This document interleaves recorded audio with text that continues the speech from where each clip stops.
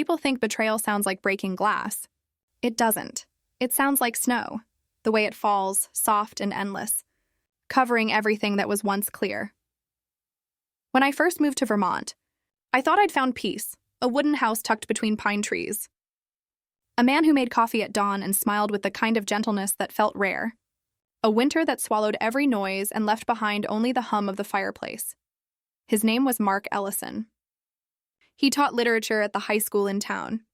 The kind of man people trusted immediately. He was my husband. He was my quiet. He was my silence. Until the night I opened his laptop. A folder sat on the desktop. It was called Recipes and Workouts. Innocent enough, ordinary, but inside were no recipes. No workouts, only videos. Dozens of them. Each named with a date, and one letter S. The first clip lasted 10 seconds. A classroom. A girl's voice. His voice. Then static. That was the night I learned, some monsters whisper. Some love you while they destroy you. And sometimes the most terrifying sound in the world is silence. Vermont has two kinds of silence. The first is peaceful, the kind that holds you like a soft blanket, filled with wood smoke and snow. The second feels alive, like something watching, waiting, breathing beneath the stillness. When Mark and I moved to Snowbridge, we thought we'd found the first kind. The town was small, one main street, a bakery that smelled of cinnamon and pine, a post office that still used handwritten receipts. We rented a cabin near the lake, where frost climbed the windows every morning and the world outside looked painted in silver.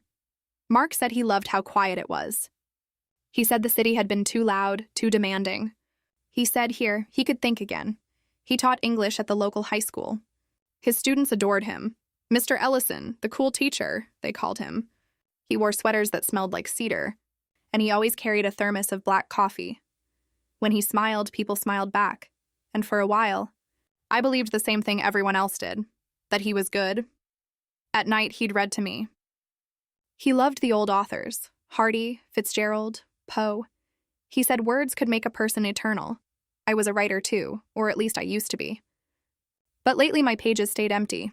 Maybe you've run out of sad stories, Mark joked one night. I smiled. Maybe I just forgot how to tell them. He kissed my hair. Then write something beautiful this time. I didn't know then that every story is beautiful at the start. The first crack appeared in December. Mark began coming home late. He said it was grading, meetings, after-school tutoring. His excuses came neatly packaged, believable. Harmless, but there was a weight to his smile. Like a man rehearsing lines he didn't quite believe. Sometimes I'd wake in the middle of the night and see him standing by the window, staring into the woods behind our house. When I asked what he was doing, he'd say, just thinking. About what? He never said. Then came the day I found the hotel receipt. One night, 2 towns over, midweek, when I asked, he laughed softly. A faculty meeting ran late. They put us up for the night. It was the first lie I ever caught him telling. But even then, I didn't call it a lie. I called it love, that endless talent women have for forgiving what hasn't been confessed. The snow grew heavier that month. Every night, the house felt smaller. The walls seemed to listen, and Mark seemed elsewhere. Sometimes he'd hum a song under his breath. A song I didn't recognize. When I asked what it was, he said, something one of the students was singing. He smiled when he said it, but his eyes looked far away. I still remember the night I opened his laptop. It was late. The house was asleep. Outside, the wind sounded like a voice calling through trees. I was looking for a tax file. Something small, something ordinary. Then I saw it. Recipes and workouts. Something about it felt off.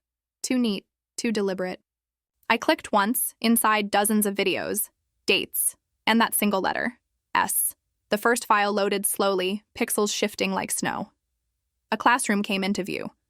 Mark's voice, don't look at the camera. Just read, then a girl's voice, quiet, nervous. Okay, mister.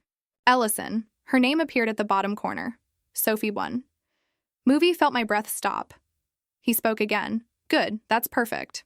Let's do another. Static. Cut. Silence. I clicked the next file. He was smiling in that one. The same smile he wore when he kissed me goodnight. I slammed the laptop shut. The screen went black. And my reflection stared back at me, pale, shaking. The house reflected behind like a dark ocean. Upstairs, Mark shifted in his sleep. The sound made me flinch. I sat there for hours, listening to the hum of the refrigerator, the creak of the wooden beams, and the distant sound of snow falling from the roof. When I finally went upstairs, I lay beside him and watched the shadows move across his face. He looked peaceful, innocent, almost holy, and that's what scared me most, because innocence is just a mask. And masks always crack. In the following days, I tried to act normal. I folded laundry, cooked dinner, sat beside him while he read. Every movement felt rehearsed, like I was performing a life that no longer belonged to me. Mark was gentle as ever, maybe even more so, the kind of gentleness people mistake for love, but I recognized as guilt. He started buying flowers again, tulips, my favorite. He hadn't done that in years. Just thought the house needed color, he said. I smiled. I didn't tell him I could see the tremor in his hand when he placed them in the vase. That night, I dreamed of the girl's voice again, the one from the video. Only this time she wasn't reading. She was whispering. You should have looked closer. I woke to the sound of the wind howling through the chimney, and for a second I thought it was her voice, trapped inside the walls. The next morning, Mark left early for school. When his car disappeared down the road, I opened his study. The smell of coffee and chalk dust lingered in the air. His desk was perfectly organized, books stacked by author, pens in a neat line. Everything looked too arranged, like a crime scene already wiped clean. I turned on the computer. The desktop was empty. The recipes and workouts folder was gone. He'd deleted it. But I knew deletion meant nothing. People erase what they want to forget, but files, like secrets, leave ghosts behind. I went through the cache, through old folders and backup drives. Nothing. Then, hidden deep inside temp media too, I found something small. img3427.png. It was a still frame, a blurry shot of a classroom corner, a girl's hand on a desk, a bracelet with blue beads, and in the reflection of the window behind her, Mark's face. Not the patient teacher everyone knew, but something colder, a man studying the girl like he was memorizing her. That night, I couldn't speak to him. When he came home, I pretended to be asleep. He stood in the doorway for a long time, just watching me. I kept my breathing slow and steady. He whispered, "You always look so calm when you sleep," and then he turned off the light. I opened my eyes to the darkness and wondered what kind of man says that after lying for months. The next few weeks, blurred together, snowstorms, power cuts, silence. The kind of cold that bites into your bones. Mark seemed restless, moving through the house like a ghost too big for its walls. Sometimes he'd come home smelling like the lake, damp, metallic, like water and decay. When I asked, he said he'd been jogging, but no one jogs in -15. One evening while he showered, I checked his phone. He'd changed the passcode. That was when I stopped pretending. I started keeping a notebook.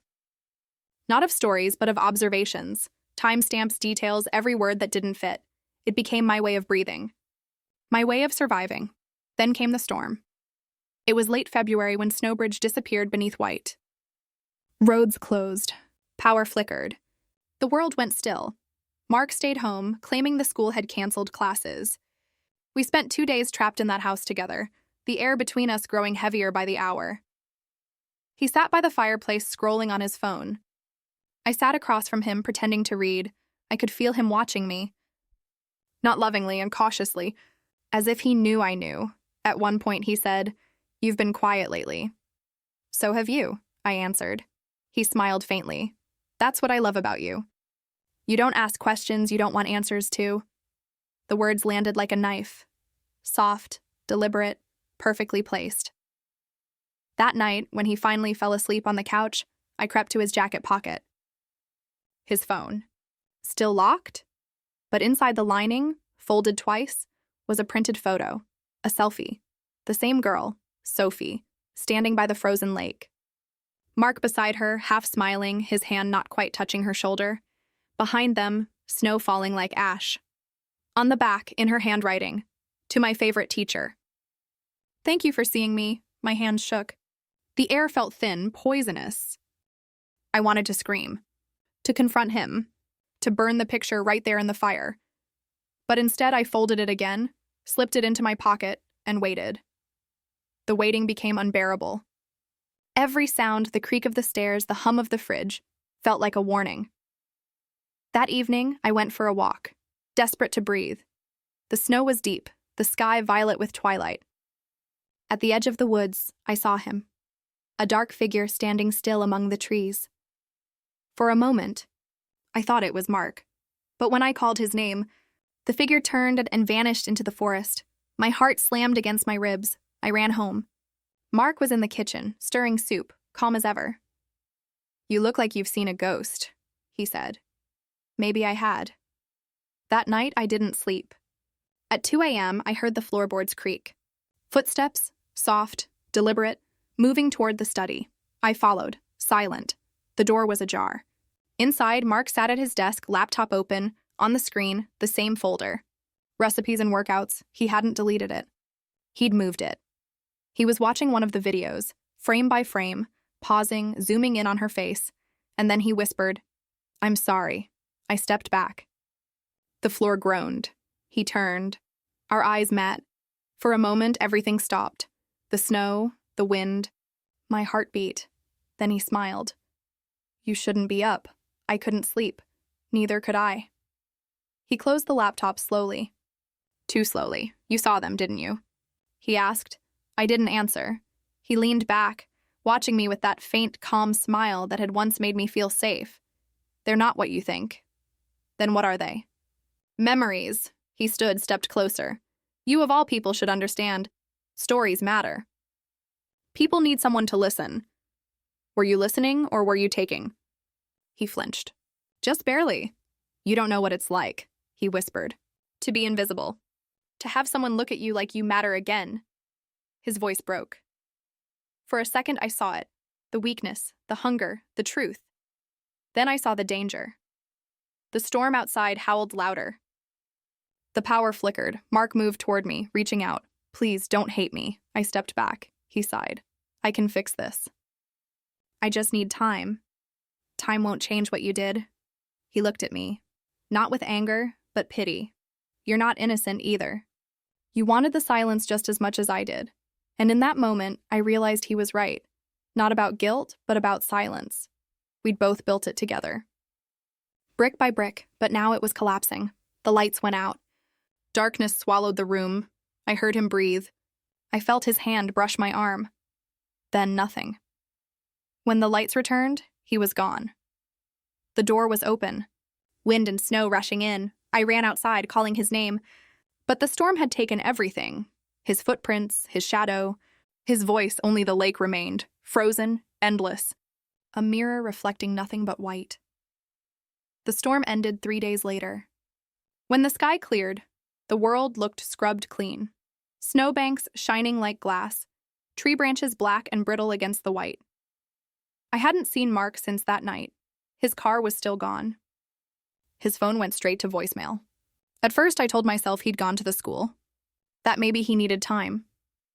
But when the sun rose and the house was still empty, something inside me cracked for good. By noon, I called the police. At the station, the air smelled of coffee and metal. A young officer took my statement, his pen moving slowly like he was trying not to make a mistake. "You said your husband left during the blizzard?" "Yes." Was that unusual for him? I thought of Mark's steady hands, his careful voice, the way he'd looked at me that last night. Calm, deliberate, almost rehearsed. "Yes," I said. "It was." The officer nodded, jotting something down. When I mentioned the folder, his eyes flicked up. "Videos?" I nodded. "They're gone now, deleted. He didn't press. Just thanked me, told me they'd call if anything came up." I walked home through streets buried in snow. Every window looked the same, glowing softly, lives continuing inside. It felt strange knowing mine had stopped. The call came 2 days later, just after dawn. "Mrs. Ellison," the voice said. "We've recovered a laptop that might belong to your husband." At the station, the officer slid a silver MacBook across the table. It was scratched, the hinge cracked, but it was his. My hands trembled when I opened it. One folder, one file. "Goodbye, Sophie.mp4, the officer said softly. "You might want to see this before we continue." I pressed play. The image flickered. Mark sat in a chair, eyes hollow, his beard grown out. "If you're watching this," he said quietly, "then you know." I didn't mean for it to happen. He looked away, breathing hard. She wanted to film everything. Said it made her feel real. I told her it was a bad idea. But she said he stopped. His throat moved. She said I was kind. That I made her feel seen. He laughed once, a hollow sound. I didn't know how to stop it. I told her I couldn't see her anymore. She got angry. Said she'd tell. I tried to calm her. She slipped. The ice broke. He pressed his hands against his face. I tried to pull her out. Silence. A long, shaking breath. I didn't push. I held, then static. The officer turned off the screen. We found her body yesterday. Under the ice near Lake Champlain, I felt the world tilt. The room shrank until only the hum of the heater remained. The officer said something else. Words like evidence, pending confirmation, possible self-harm, but they dissolved before reaching me. All I could hear was Mark's voice echoing. I didn't push. I held. That night, I went home and sat by the fire until it burned out. I didn't cry, not yet. Crying felt too easy. Instead, I opened my notebook, the one I'd used to write stories before all of this, and wrote a single line. Truth doesn't cleanse. It scars. 3 nights later, at exactly 3 a.m., someone knocked on my door. 3 times. Slow. Measured. The sound cut through the silence like a blade. I froze. When I finally looked through the window, a figure stood outside in the snow. Still, faceless, unmoving. I opened the door. The porch was empty. Only an envelope lay half buried in white. Inside was a sheet of paper, damp from melted snow. If you're reading this, don't look for me. I'll be where the lake meets the trees. You'll understand, no signature. But the handwriting, clean, slanted, was his. The wind lifted the note from my hand, carrying it into the dark. For a moment, I thought I saw him there, standing at the tree line, watching. Then he was gone. The next morning, I drove north. Fog drifted across the road, turning the world into fragments, pine, snow, sky. The GPS lost signal miles before the lake. I parked when the road ended and started walking. Each step crunched through snow that glittered in the weak sun. The cabin appeared suddenly between the trees, a wound in the white. The door hung open. Inside smelled of smoke and wet wood. On the table lay a camera, a notebook, and a photograph. It was from our first winter together. Mark and I smiling, our arms around each other, on the back, written in pencil. Thank you for believing in me. Even for a little while. My hands shook as I pressed play on the camera. Mark appeared, sitting close to the lens. His eyes were unfocused. If you found this, he said, then I'm gone. I didn't love her the way they think. I just wanted to feel seen. He paused, voice trembling. Sophie slipped. I swear. But I see her every time I close my eyes. She's under the ice, waiting for me. He leaned forward until his face filled the screen. I never meant to hurt you. You were the only one who ever stayed. Then he smiled, a small broken thing, and turned off the camera. I sat there for a long time. The wind rattled the windows. Somewhere outside, the lake groaned under its own weight. I didn't cry then either. Because grief wasn't ready yet. Instead, I whispered into the emptiness, goodbye. Mark! The echo came back soft, like the lake itself had spoken his name. They found his car 3 days later, parked near the frozen shore. Inside, his wallet, his wedding ring, and a folded note. Truth doesn't set us free. It only decides who has to live with it. No body. No footprints. Just the faint crack of thawing ice stretching across the water like glass about to shatter. For a moment, I thought I saw him, a shape at the edge of the lake, blurred by mist. But when I blinked, he was gone. Only the silence remained. The same silence that once felt safe. But now, it was alive.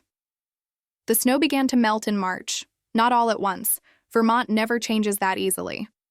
It happens in quiet ways. Drips along the eaves, a trickle of water beneath the ice, a slow sigh from the earth as it exhales months of silence. That was when the letter arrived. No return address, just my name, written in trembling blue ink. Inside, a single page, Mrs. Ellison, my name is Claire Marin. I'm Sophie's mother. I heard what happened at the lake. I don't know what to say except thank you for telling the truth. For a long time I hated you. I thought you must have known. But I understand now. No one wants to believe that the person they love could do something unforgivable. Sophie admired your husband. Maybe too much. Maybe he just wanted to be seen. Please don't spend your life carrying his shadow. Someone has to step into the light. The letter smelled faintly of lavender. I read it 3 times before I could breathe again. It wasn't forgiveness, but it was mercy. The kind that doesn't erase, only softens the edges of what's left behind. I folded the letter carefully and placed it in Mark's old journal between 2 blank pages he'd never filled. When spring came to Snowbridge, it felt almost unreal. The lake began to move again, thin sheets of ice drifting like ghosts across the water. The pines turned dark green, their needles heavy with melt. I started walking every morning just to hear the ground again. The snow had made me forget the sound of dirt, of thaw, of life. Sometimes I thought I heard footsteps behind me. When I turned, no one was there, only the wind moving through the trees. I began writing again. Not about Mark, not about Sophie. About silence. About how it can be both prison and prayer. One afternoon, I sat in the cafe downtown, the one with the mismatched chairs and the chalkboard menu that always spelled latte wrong. A young man came up to me. "Excuse me," he said. "You're Mrs. Ellison, right? You taught here a few years ago?" I hesitated. "My husband did." He smiled shyly. "He was my teacher." I just wanted to say, "He used to tell us something I never forgot." "What was that?" "That even 0 matters, because it gives everything else a place to begin." I nodded. After he left, I sat there for a long time, watching sunlight drip through the window. Maybe that was what forgiveness was. Not a clean start, but a place to begin again. That night, I opened my laptop for the first time in months. The folder recipes and workouts was still there, a ghost that had survived too many deletions. The cursor hovered.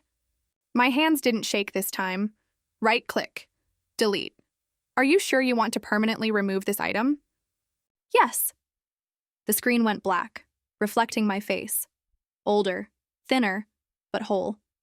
Outside, rain began to fall. Not snow, but rain. It sounded different. Softer. I whispered to the empty room, "You once said every mistake can be fixed." "Maybe not all of them should be." The lamp flickered. The rain shimmered on the glass like tears it refused to let fall. I didn't dream that night. Just slept, deeply, quietly, like the world had finally stopped whispering. Weeks later, I drove to the lake one last time. The ice was gone. The water stretched out dark and endless. I stood at the edge and watched sunlight scatter across its surface. It didn't feel haunted anymore. It just felt like water. Cold, clean, alive. I tossed a small stone into it, and the ripples moved outward, circles widening, touching everything. Months later, I published my first story since the storm. It wasn't about Mark. It wasn't about Sophie. It was about a woman who finds a recording that changes her life and chooses to delete it. The comments were kind. One reader wrote, "It feels like forgiveness disguised as tragedy. Maybe that's what I'd been writing all along." That night, I sat by the window with a cup of tea. The lake shimmered under a thin silver moon. Somewhere a train passed in the distance, a low, steady sound that was both leaving and returning. I smiled. Not because everything was okay, but because it finally didn't have to be.